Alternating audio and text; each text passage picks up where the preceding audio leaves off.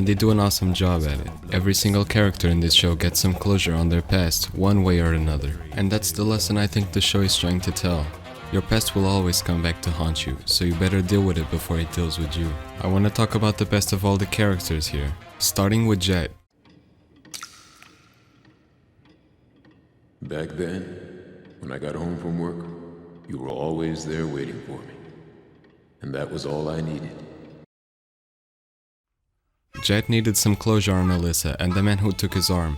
He came in expecting to deal with it correctly, by coming to understand Alyssa and killing the prisoner who took his arm. But in the end, he ended up learning of information that hurt him deeply. He ended up killing his partner and having to put Alyssa behind bars. Of course, this wasn't the ending Jet wanted, but it's something he can't change, and it's something he will have to live with. Even if he didn't want to see how it ended, he had to come to terms with his past. Now, someone else will be after him tomorrow, and by then you'll be an accomplice. Stay away!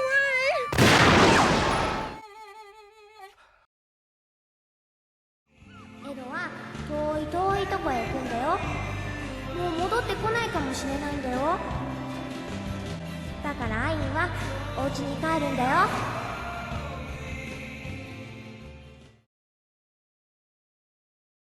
Now to the quickest one to explain. Edward didn't really want vengeance on anyone, nor did she want to find answers. All Ed really wanted was to find her father, and it's something she got to do after she saw his face. So Ed puts a fake bounty on him, hoping to find him, and when she does, he leaves her again. But Ed isn't happy with this. She wants to be with her father, so she follows him, leaving the Cowboy Bebop.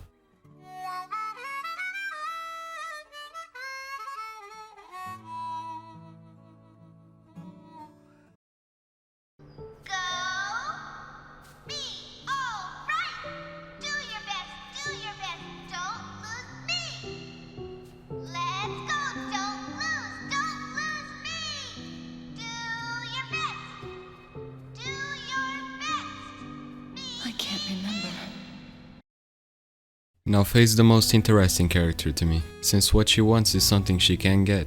All Faye wants is to go home and learn about her past, but she can't anymore. And to make matters worse, she has a debt she can't pay. The only thing she has to remind her of her past is a videotape. Now we don't know who sent her this videotape, but we do know that it reminded her of where her home is, and that's where she decides to go. Unfortunately, when she arrives, it has already been destroyed decades ago. That's when Faye realizes her new home is the Cowboy Bebop. She can no longer come back to her old home, because it doesn't exist anymore.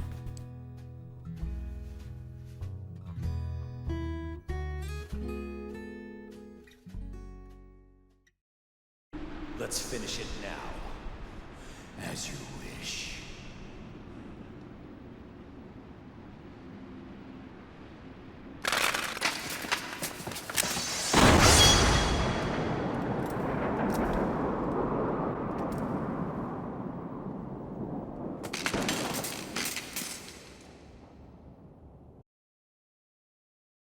So on to Spike. So Spike was affiliated with the Red Dragons, a syndicate on Mars. He had fallen in love with a woman called Julia, and they both planned to run away.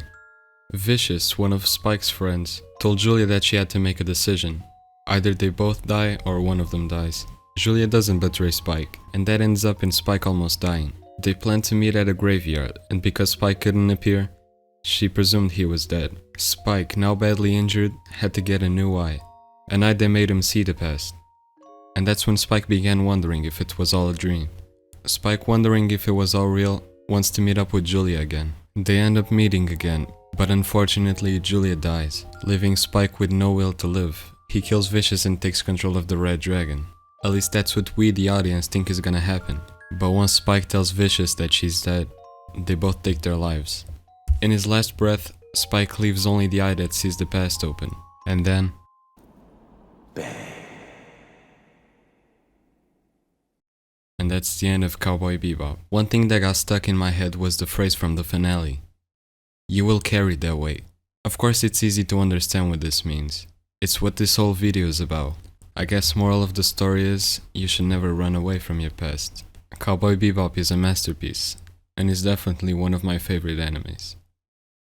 So like Spike says, Whatever happens, happens.